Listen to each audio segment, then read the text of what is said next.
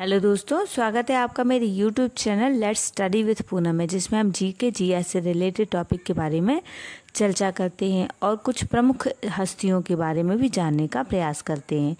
तो इसी श्रृंखला में आज हम महाराष्ट्र के एक महात्मा ज्योतिराव गोविंदराव फुले के बारे में जानने का प्रयास करेंगे।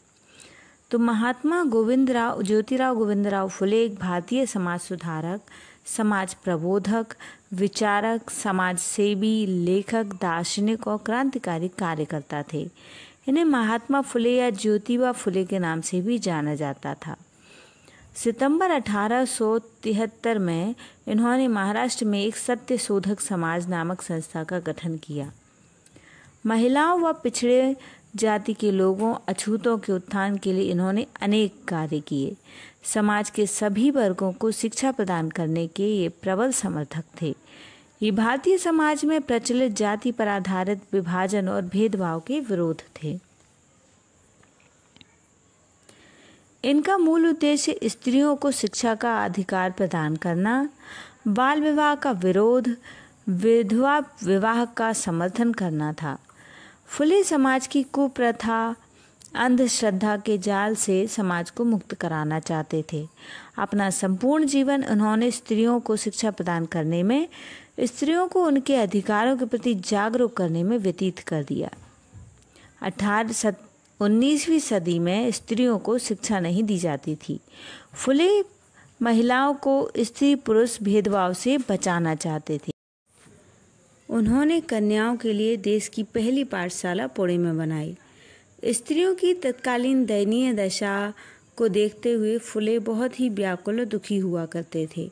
इसलिए उन्होंने दृढ़ निश्चय किया कि वे समाज में क्रांतिकारी बदलाव लाकर ही रहेंगे। उन्होंने अपनी धर्मपत्नी सावित्रीबाई फुले को स्वयं शिक्षा प्रदान करी। सावित्रीबाई फुले भारत की प्रथम महिला अध्यापिका बनी। महात्मा ज्योतिबा फुले का जन्म 1827 में पुणे में हुआ था। 1 वर्ष की अवस्था में ही माता का निधन हो गया। लालन पालन एक बाई ने किया। उनका परिवार सतारा से कई पीढ़ियों पहले पुणे आकर फूल से बने गजरों का काम करने लगा। इसलिए माली के काम करने से इन्हें फुले नाम से पुकारा जाने लगा। फुले ने मराठी भाषा में अध्ययन किया था।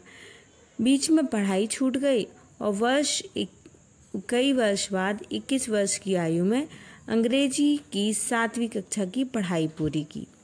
उनका विवाह 1840 में सावित्रीबाई से हुआ, जो बाद में स्वयं एक प्रसिद्ध समाज सेवी बनी। दलित और स्त्री शिक्षा के क्षेत्र में दोनों पति पत्नी ने मिलकर काम किया और वह एक कर्मठ समाज सेवी की भावना रखने वाले व्यक्ति थे। उन्होंने विधवाओं और महिलाओं के कल्याण के लिए बहुत से काम किए। इसके साथ ही किसानों की हालत सुधारने और उनके कल्याण में भी काफ़ी प्रयास किए। स्त्रियों की दशा सुधारने और उनकी शिक्षा के लिए फुले ने 1848 में एक स्कूल खोला। यह इस काम के लिए देश में पहला विद्यालय था। लड़कियों को पढ़ाने के लिए अध्यापिका नहीं मिली तो स्वयं कुछ दिन तक यह काम किया। कुछ लोगों ने आरंभ में इस काम में बाधा डालने की चेष्टा की, किंतु जब फुले आगे बढ़ते ही गए तो उनके पिता पर दबाव डाला और पति पत्नी को घर से बाहर निकलवा दिया। इसके कुछ समय के लिए तो अध्ययन का काम रुका, लेकिन फिर शीघ्र ही उन्होंने एक के बाद एक 3 विद्यालय खोले। ज्योतिबा को संत महात्माओं की जीवनियाँ पढ़ने में बड़ी रुचि थी।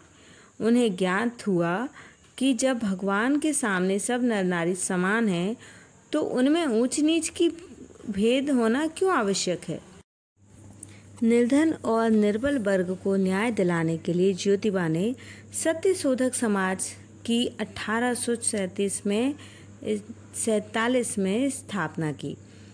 उनकी समाज सेवा देखकर 1888 में मुंबई में एक विशाल सभा में उन्हें महात्मा की उपाधि दी गई। ज्योतिबा ने ब्राह्मण पुरोहित के बिना ही विवाह संस्कार आरंभ कराया। उसे मुंबई उच्च न्यायालय ने मान्यता प्रदान की। ये बाल विवाह विरोधी और विधवा विवाह के समर्थक थे। अपने जीवन काल में उन्होंने कई पुस्तकें लिखी जो थीं गुलामगिरी, तृतीय रत्न, छत्रपति शिवाजी, राजा भोसले का पखड़ा, किसान का कोड़ा, अछूतों की कैफियत। महात्मा गांधी और उनके संघर्ष के कारण सरकार ने एग्रीकल्चर एक्ट पास किया। धर्म, समाज, परंपराओं के सत्य को सामने लाते हुए उन्होंने अनेक पुस्तकें भी लिखी। ब्रिटिश सरकार द्वारा उपाधि देने के बारे में अब चर्चा करते हैं। 1883 में स्त्रियों को शिक्षा प्रदान करने के महान कार्य के लिए उन्हें तत्कालीन ब्रिटिश सरकार द्वारा स्त्री शिक्षण के आद्य जनक कहकर गौरवान्वित किया गया। इस तरह से दोस्तों इस वीडियो में हमने महात्मा ज्योतिराव फुले के बारे में जानने का कुछ प्रयास किया है। तो हमारा वीडियो अगर आपको पसंद आता है तो हमारे चैनल को लाइक, शेयर और सब्सक्राइब अवश्य करें और कमेंट करके हमारे उत्साह को बढ़ाएं। धन्यवाद।